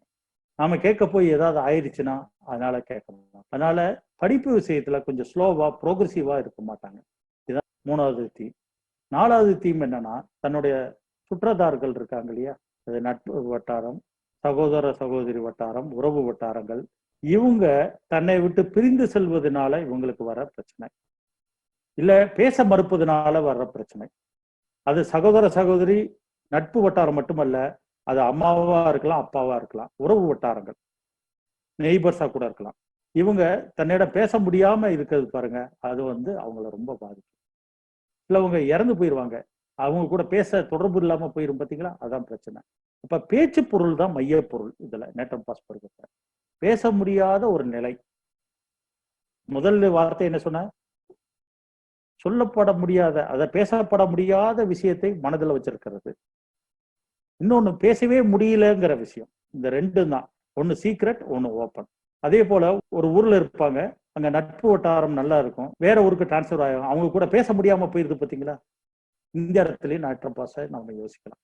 இதுதான் நேற்றம் பாஸனுடைய ஒரு தீமேட்டிக் அண்டர்ஸ்டாண்டிங். இந்த வரைபடத்தை நீங்க புரிஞ்சுக்கிட்டீங்கன்னா ஈஸியா இருக்கும். His R her communication is forbidden, restricted or denied. They want to say something, but it is not easy to communicate. அப்படிங்கிறது தான் இந்த நேற்றம் பாஸ்போரிக்கத்தினுடைய தீம். இது உங்களுக்கு நல்லா தெரியும். பாஸ்பரஸ் இருக்கிறதுனால இது ரைட் சைடு ரெமடி. இது சில்லி பேஷண்ட். இந்த தண்டர் ஸ்டாம்லாம் அதுக்கு ஒத்துக்காது. ப்ரொஃப்யூஸ் ப்ளீடிங் இருக்கும். அப்புறம் நம்ம இதில் எடுத்துட்டிங்கன்னா பேர்னிங் சென்சேஷன் இருக்கும், போன் ப்ராப்ளம் அண்ட் ஆஸ்டியோபோரோசிஸ் இருக்கும், லங் டிசீஸ், அப்புறம் ஆஸ்மா, இந்த மாதிரி ப்ராப்ளம் இருக்கும், கன்வல்ஷன், அப்புறம் நியூராலஜிக்கல் ப்ராப்ளம், இதெல்லாம் கம்ப்ளைண்ட்ஸ் ஆக இருக்கும். இதுதான் நேற்றம் பாஸ்போரிக்கத்தினுடைய theme and physical generality as well as complaint. இப்போ நம்ம 2 கேஸ் பார்க்க போகிறோம். முதல் கேஸ், ஒரு வீசிங் ப்ராப்ளம். அவங்க ஃபாதர் மிலிட்ரியில் இருக்காரு. அவர் மிலிட்ரியில் இருக்கும்போதே ஒரு எக்ஸ்ட்ரா மேரிட்டல் அஃபேர் இருந்திருக்கு. அவங்க கூட தொடர்பு வச்சுட்டு இருந்திருக்காரு. தன்னோட 2 குழந்தைகளும் உங்க வீட்டில் பேயிங் கெஸ்டா இருந்து படிக்க வைக்கிறாரு. மனைவி இருக்காங்க. அப்புறம் மனைவிக்கும் அவருக்கும் கருத்து முரண்பாடு 2 பேரும் பிரிஞ்சிடுறாங்க. ஆனா குழந்தைகள் எல்லாமே அங்கேயே தான், அந்த எக்ஸ்ட்ரா மேரிட்டல் அஃபேர் இருக்காங்களா அவங்க வீட்டிலேயே தான் இருக்காங்க. அதுல ஒன்னு பெண் குழந்தை, இன்னொன்னு ஆண் குழந்தை. என்கிட்ட பேஷண்ட் பெண். அவங்க சின்ன வயசுல இருக்கும்போது அந்த பெண்ணோடைய கணவன் இருக்கார் பாருங்க, ஒரு செக்ஸுவலா அபியூஸ் பண்ணிடுறாரு. இதை தன்னுடைய அப்பாட்டையும் சொல்ல முடியல, தன்னுடைய அம்மாட்டையும் சொல்ல முடியாது. அம்மாவோட தொடர்பு இல்லை. இவங்க காலேஜ் படிக்கிற அந்த தருணத்துல இங்க வராங்க, அம்மா கூட வராங்க. ஏன்னா அங்க பிரச்சனை ஆயிடுது. இங்க அம்மாட்ட வந்தோடனே அம்மாட்டையும் சொல்ல முடியல, கல்யாணம் ஆயிடுது, கணவன்ட்டையும் சொல்ல முடியல. எவ்வளவு தர்ம சங்கடம் பார்த்தீங்களா. அவங்க என்கிட்ட எல்லா விஷயத்தையும் உங்களுக்கு மனசுல என்ன கவலைகள் இருக்குன்னு சொல்லும் போது எல்லாத்தையும் சொல்லிட்டு இதையும் சொல்றாங்க. இது இவ்வளவு நாளா நான் மறைச்சு வச்சே இருந்தேன், யார்ட்டையும் சொல்லலை. உங்கள்கிட்ட சொல்ல வேண்டிய நிர்பந்தம் என்னன்னா, நீங்க உள்ளுக்கு இருக்க கஷ்டத்தை சொன்னாதான் உங்க நோய் போகும் சொன்னதுனால நான் சொன்னேன்னா, இல்லாட்டி அதுவும் சொல்லியிருக்க மாட்டாங்க. அவங்களுக்கு கொடுத்தது நேற்றம் பாஸ்போர்ட். ஏன்னா ஒண்ணு வச்சிருக்காங்க பாத்தீங்களா உள்ளுக்குள்ள, அது வெளியே சொல்ல முடியாதனால அவங்க உள்ளுக்குள்ளேயே அதை வச்சு அது ஏற்கனவே இவங்களுக்கு ஆஸ்துமாக்கான உடல் வாக்கு இருந்ததுனால அவங்களுக்கு நோயா வெளிப்பட்டு. நாம சரியாக அதை புரிந்து, ஏன்னா ஆஸ்மாக்கு மிக முக்கியமான மருந்து நேட்ரம் பாஸ்போரிக். சில்லி பேஷண்ட், அதுக்கடுத்து தீமும் கரெக்டா இருக்கு. there is something that cannot talk about, அதுவும் இருக்கு. அதனால நேட்ரம் பாஸ் கொடுத்து முழுமையாக சரியா. சுகர் லெவல் வந்து அதிகமா இருக்கு. அவங்க வந்து வயது வந்து 60 இருக்கும். என்னம்மா உங்களுக்கு ப்ராப்ளம் அப்படின்னு கேட்டா, சார் ஒரு ப்ராப்ளம் இல்லைன்னா, அப்புறம் ஏமா உங்களுக்கு இப்படி திடீர்னு இப்படி புண்ணுகள் வந்துருச்சு, சுகர் அதிகமாயிருச்சு, ஏதாவது இருந்தா சொல்லுங்களேன் அப்படின்னா, ஒரே ஒரு கவலை இருக்கு சார். சொல்லுங்க. அது கடந்த 2 வருஷமாக என்னுடைய அண்ணன் என்னிடம் பேசவில்லை. அவர் அமெரிக்கால இருக்காரு, அவர் என்கிட்ட பேசல. அவர் ஒருத்தர் தான் என் மேல ரொம்ப அனுசரணையா இருப்பாரு. கடந்த 2 வருஷமாக எதுக்கு பேசலன்னு எனக்கு தெரியாது. நான் எவ்வளவோ தொடர்பு கொண்டேன், ஆனா அவர் பேசவே இல்லை. அது ரொம்ப என்னை பாதிச்சிருச்சு. இன்னைக்கும் அவர் பேசல. அதுதான் மனக்கவலை. பாத்தீங்களா பிரதர், பேசல. Communication between brother and sister is forbidden or restricted or denied. Natrum phosphoric தான் கொடுப்பேன். அடுத்த நாளே அந்த செல்லுலைட்டிஸ் ஏரியால இருக்கிற பெயின் எல்லாம் கம்ப்ளீட் அப்படியே குறைய ஆரம்பிச்சிருச்சு. 1 வீக்ல அந்த கம்ப்ளீட்டா புண்ணு குணமாயிடுச்சு. சுகர் லெவலும் நல்லா டவுன் ஆயிடுச்சு. சுகர் போயிருச்சுன்னு நான் சொல்லவே இல்லை, அதாவது டயபெட்டிஸ் போயிருச்சுன்னு நான் சொல்லலை. அது கண்ட்ரோலுக்கு வந்துருக்கு. இருக்கிற ஒரு 3-4 இடத்துல செல்லுலைட்டிஸ் இருந்துச்சு, அது எல்லாமே சரியாயிடுச்சு. இதுதான் நேட்ரம் பாஸ்போரிக். இன்னொரு கேஸ், இது வந்து கன்வல்ஷன். கிட்டத்தட்ட ஒரு 25 வருடம் மேல இருக்கும். ஒரு 28 வருஷம் சொல்லலாம். சரியான கன்வல்ஷன். அந்த கன்வல்ஷன் நீங்க பாத்தீங்கன்னு வச்சுங்க, அது எப்படி இருக்குன்னா, கையெல்லாம் இப்படி பாருங்க, இப்படி போயிடும், இப்படி இப்படி செய்வாங்க. இது எப்ப வரும்னே சொல்ல முடியாது, வந்துகிட்டே இருக்கும், நிக்கவே நிக்காது. இந்த கன்வல்சிவ் ஆன்டி கன்வல்சிவ் ட்ரக்ஸ் எல்லாம் கொடுத்துக்கிட்டு இருக்காங்க, இருந்தாலும் இது இப்படிதான் இருக்கும். யாரோ சொல்லி ஈரோட்ல இருந்து என்னை வந்து பாக்குறாங்க, ஒரு முஸ்லீம் கம்யூனிட்டி. அந்த பெண், அவங்க வந்து கேட்குறேன், உங்களுக்கு என்ன ப்ராப்ளமா, எது எது சொல்லுங்க, இந்த கன்வல்ஷனை தாண்டி உங்க வாழ்க்கையில் நடக்கிற பிரச்சனை எல்லாம் சொல்லுங்க அப்படின்னு சொல்லி ஒவ்வொன்றா சொல்லும் போது, எனக்கு எங்க அப்பாவுக்கும் பிரச்சனை சார். என்ன பிரச்சனை அப்படின்னா, நான் சின்ன வயசுல இருந்து இந்த மாதிரி ஃபிட்ஸ் இருந்ததுனால என் மேல அன்பாக இல்லை, என்னைய வந்து ஒரு பாராமுகமா பார்க்க ஆரம்பிச்சிட்டாரு. என் மேல கோபம் வர ஆரம்பிச்சிருச்சு, என்னைய அவர் பிடிக்காம போயிருச்சு. என்னை எப்படியோ மேரேஜ் பண்ணி கொடுத்துடணும்னு சொல்லிட்டு அதுக்கு மட்டும் உதவி செஞ்சாரு. மேரேஜ் பண்ணி கொடுத்ததோட சரி, இன்னைக்கு வரைக்கும் அவர் என் கூட பேசல. உங்க அப்பா மேல உங்களுக்கு ஏதாவது கோபதாபம், வெறுப்பு ஏதாவது இருக்காங்க? இல்லவே இல்லை சார். உங்க அப்பா உங்க மேல வெறுப்பா இருக்காரு, அன்பாக இல்லை, எதுவுமே இல்லை. உங்க மேல எந்த அன்பு, உறவு, பாசம், மகிழ்ச்சி எதுவுமே காட்டலையே. உங்களை எப்படியாவது கல்யாணம் முடிச்சு அனுப்பிச்சு விட்டுறணுங்கிற முடிவோட இருந்திருக்காரு. அவர் மேல உங்களுக்கு எதுவுமே இல்லையான்னு கேட்ட மாதிரி, நிஜமாக இல்லை சார். அப்புறம் என்னதான் பிரச்சனை அப்படின்னு கேட்டாங்க. அவர் என்கிட்ட பேசாதான் சார் பிரச்சனை. எப்படி பேச, எப்படி பாருங்க, அவர் என்னிடம் பேசாததான் பிரச்சனை அப்படின்னா. நல்ல case. It's a crystal clear of natrum phosphoricum. Natrum phosphoricum என்கிட்ட 6 இருந்தது, 6 கொடுத்தேன். இன்னைக்கு வந்து கிட்டத்தட்ட 8 மாசம் ஆச்சு. அலோபதி ட்ரக்ஸ் எல்லாம் குறைச்சிட்டாங்க. இன்னும் சொல்ல போனா, இந்த ஃபிட்ஸ் வந்து ஒரு தடவை தான் வருது. அவங்க வாழ்ந்த வாழ்க்கையே கன்வல்ஷன்ல தான் வாழ்ந்திருக்காங்க. அப்படி இருந்த ஒரு பேஷண்ட்டுக்கு நேட்ரம் பாஸ்போரிக்கம் கொடுத்து, கிட்டத்தட்ட நேட்ரம் பாஸ்போரிக்கம் ஒரு இது வரைக்கும் 12 டோஸாவது எடுத்திருப்பாங்க. கூடயே இருக்கலாம். எப்பப்பா வருதோ அப்பெல்லாம் எடுத்துக்கங்கன்னு சொல்லிடுறேன். அது நேட்ரம் பாஸ் 6 தான் எடுக்க சொல்லியிருக்கேன். நல்ல இம்ப்ரூவ்மெண்ட். அது கிட்டத்தட்ட அவங்க சொல்லும் போது என்ன சொல்லுவாங்கன்னா, ஒரு 90% குறைஞ்சிருச்சு சார் அப்படின்னா. இந்த கேஸ் இங்க சொல்ல வேண்டிய அவசியம் இருக்கு. ஏன்னா இது ஹோமியோபதியினோட மிராக்கல். ஸ்கால்டன் எனக்கு செய்த உதவி, ஸ்கால்டனுக்கு நன்றி கடன் பட்டிருக்கேன். அதனால இங்க நான் இப்ப சொல்றேன். தேங்க்ஸ்.